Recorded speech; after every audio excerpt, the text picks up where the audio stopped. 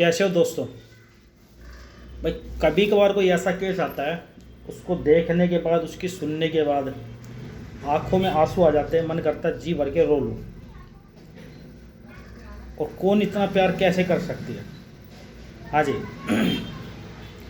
Court में 63 years old lady Hanuman Chalisa का पाठ कर रही थी और माला जप रही थी। कोर्ट में बैठी हुई 63 साल की हो। उससे पूछा, माता जी क्या बात है, परेशान लग रही हो। बोली, आज से 26-27 साल पहले मेरे पति से मेरा तलाक हुआ था, उसका मेंटेनेंस लेने आई। मैंने पूछा, माता जी कितना मेंटेनेंस। बोली 1000 रुपये महीना। 1000 रुपये महीना भरण पोषण के लिए। बोली 19 साल तक तो मुझे 500 रुपये मिला, 500 महीना 19 साल तक। और अब वो रिटायर हुए हैं, 22,000 रुपये उनकी पेंशन आती है। तो कोर्ट ने 2020 के बाद या 19 के बाद 1000 रुपये महीना कर दिया। और मैंने कहा इतना परेशान हो रही हो आप, 1000 रुपये में क्या ही हो जाएगा माता जी, ये 1000 रुपये भी क्यों लेने आते हो आप। भाई मेरा दिल भर गया, मेरा मन कर रहा मैं पहले रो लूँ, बाद में बताऊँ आपको। ऐसी भी औरतें होती थी यार पहले ज़माने में। आज तो पॉसिबल, बिल्कुल भी पॉसिबल नहीं है।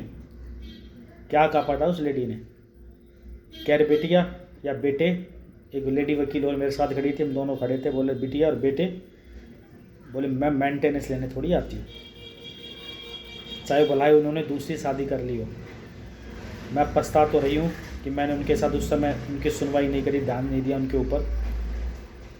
अब मैं उनके पास किस मुँह से जाऊँ।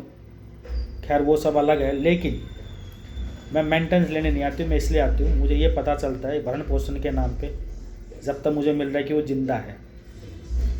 भरण पोषण यानी 1000 रुपये महीना मेरे पास आ रहा है, इसका मतलब मेरा पति जिंदा है। और कह रही है मैं अपने कर्मों की सजा भुगत रही हूँ। उसने मेरे को इतना समझाया, मैं मानी नहीं। तो दोस्तों ऐसे ऐसे केस कोर्ट में आते, कभी बार उसको सुनने के बाद यहाँ चोट लगती है। और हर व्यक्ति जो सुन रहा था ना, उसे मैंने बताया, जिसके सामने मैंने बात करी, हर व्यक्ति कह रहा था काश ऐसी बीवी मुझे मिली होती, चरण धो के पीता, काश। अब उनके पति के पास भी वीडियो जाए तो मैं इनको कहूँगा अब तो इनको माफ़ कर दो यार। 63 साल बहुत होते हैं, पता नहीं कब इनकी मौत आ जाए, कब आपकी मौत आ जाए। 70-72 साल को अपने पति को बता रही थी, आपने भलाई दूसरी शादी कर ली हो, अब तो बुढ़ापे में एडजस्ट कर लो। कोई नहीं बेचारी का। हालांकि कह रही थी मैं अच्छा से खा रही हूँ, कमा रही हूँ, खेती बाड़ी भी है मेरे पास, लेकिन उसको माफ़ कर दो। 63 साल की है, 26 साल हो गए, बहुत हो गए। ठीक है, वो पछतावे में है। अब वो 1000 रुपये लेने नहीं आती, वो इसलिए देखने आती है मेरा पति जिंदा है। तो दोस्तों, या मेरी जितनी भी बहनें हैं, माताएं हैं, कोई किसी की पत्नी है, कोई किसी की माँ है, कोई किसी की बहन है, एक ही बात कहना चाहता हूँ, पति की कदर कर लो।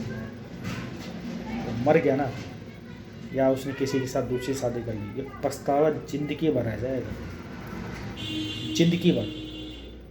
कई लड़कियां, कई औरतें तो शादीशुदा होने के बाद अपने घर वालों के बहकाव में आती, उनको घर वाले ऐसे लगते कि मेरे घर वाले ऐसे हैं कि मेरी ज़िंदगी भर बैठा के खिला रहे। उसको बहम में है भी है, अभी वो औरत बहम में है।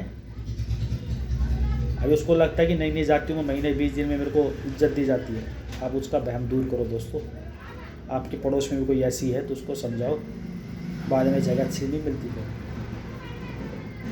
और पति के बारे में, मर्द के बारे में एक बात बोली जाती है, जिसकी भी माताएं बहनें हैं अपनी बेटियों को समझाओ, तो जिद करके जब जाती हैं तो समझाना कि मर्द है ना टूट जाएगा, झुकेगा नहीं। उसकी गलती होगी तो एक्सेप्ट करेगा कान पकड़ के। अब तुम बार बार गलती करोगे, तुम्हें बार बार मर्द समझा रहा है कि गलती मत करो, तो मर्द झुकेगा नहीं, मर्द टूट जाएगा। तो आप इस प्रकार के केस आते हैं, इन पे भी आप थोड़ा सा सोचना कि, और कमेंट ये बताना कि आज के टाइम पे ऐसी बीवियाँ हैं, कमेंट करना।